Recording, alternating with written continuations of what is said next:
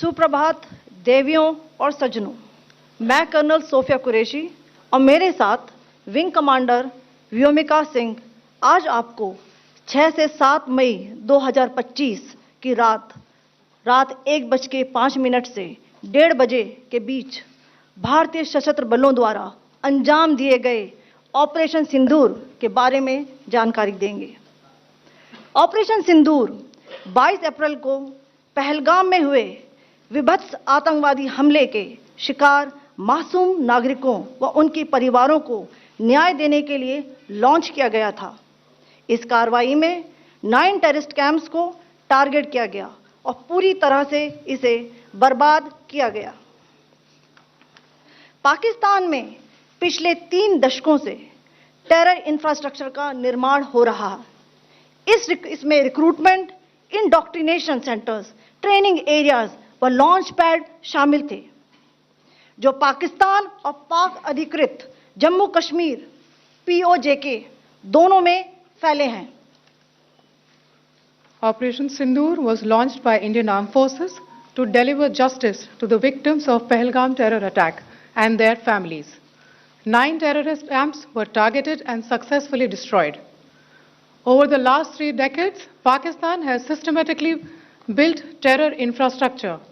It is a complex web of recruitment and indoctrination centers, training areas for initial and refresher courses, and launch pads for handlers.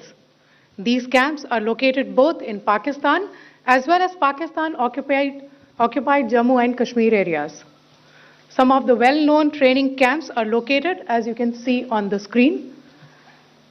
They are distributed from Savai Nala in the north, counting to approximately 21, ending at Bhagalpur to the south. इन लक्ष्यों का चयन विश्वसनीय intelligence सूचनाओं के आधार पर हुआ ताकि आतंक गतिविधियों की रीढ़ तोड़ी जा सके, और यह खास ध्यान दिया गया कि निर्दोष नागरिकों और सिविलियन इंस्टॉलेशन को नुकसान न पहुंचे। The selection of these targets for Operation Sindoor was based on credible intelligence inputs and role of these facilities in perpetrating the terror activities.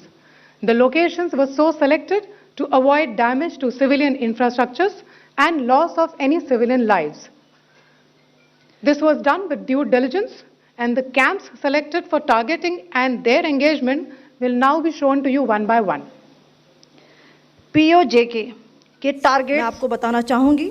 सबसे पहले सवाई नाला कैंप मुजफ्फराबाद, जो कि POJK के लाइन ऑफ कंट्रोल से 30 किलोमीटर दूर है। यह एक लश्कर तौयबा का ट्रेनिंग सेंटर था। 20 अक्टूबर 2024 सोनमर्ग, 24 अक्टूबर 24 गुलमर्ग, 22 अप्रैल 2025 पहलगाम, इन हमलों के आतंकियों ने यहीं से प्रशिक्षण लिया था। सैयदना बिलाल कैंप मुजफ्फराबाद, यह एक जैश ए मोहम्मद का स्टेजिंग एरिया है। यह हथियार, विस्फोटक और जंगल सर्वाइवल ट्रेनिंग का केंद्र भी था। गुलपुर कैंप कोटली, यह LOC से 30 किलोमीटर दूर था। लश्कर तौयबा का बेस था, जो रजौरी, पुंछ में सक्रिय था। 20 अप्रैल 2023 को पुंछ में और 9 जून 2024 को तीर्थ यात्रियों के बस हमले में यहीं से आतंकी को ट्रेन किया गया था।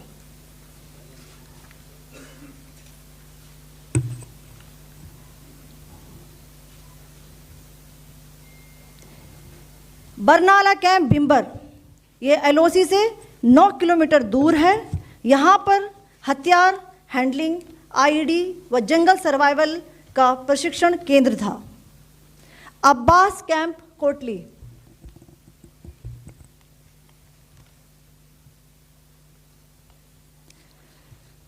यह LOC से 13 किलोमीटर दूर है। लश्कर तौयबा का फिदाइन यहाँ तैयार होता था।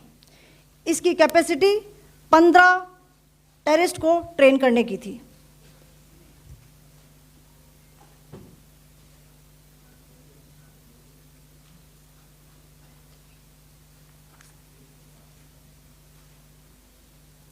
अब मैं पाकिस्तान के अंदर के टारगेट से अवगत कराना चाहूंगी। पहला, सर्जिकल कैंप सियालकोट। यह अंतर्राष्ट्रीय सीमा से 6 किलोमीटर की दूरी पर है, सांबा कठुआ के सामने।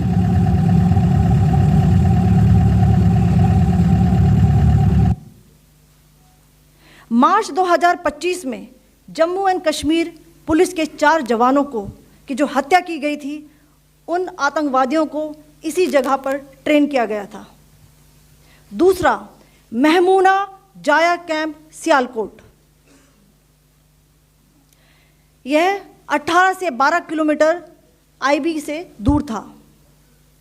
हिजबुल मुजाहिदीन का बहुत बड़ा कैंप था।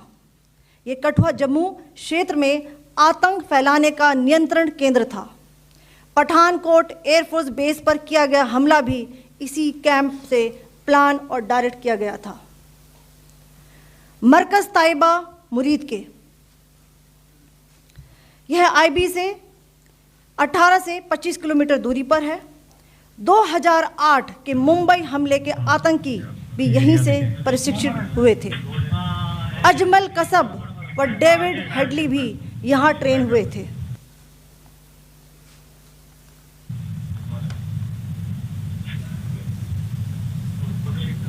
आगे दूसरा आया।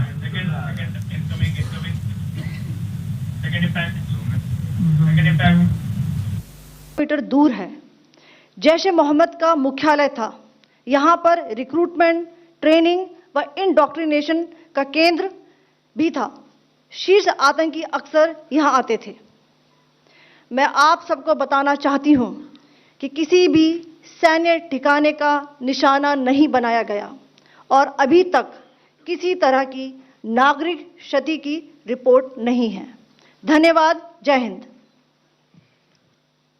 The strike on the terror camps were undertaken through precision capability, as shown to you. A niche technology weapons with careful selection of warheads was ensured so that the point of impact in each of the target was a specific building or a group of buildings. All the targets were neutralized with clinical efficiency, and the results reiterate the professionalism of the Indian Armed Forces in the planning and execution of their operations. No military establishments were targeted. India has demonstrated considerable restraint in its response. However, it must be said that the Indian Armed Forces are fully prepared to respond to Pakistani misadventures, if any, that will escalate this situation. Jai Hind, and thank you very much. Ladies and gentlemen, friends in the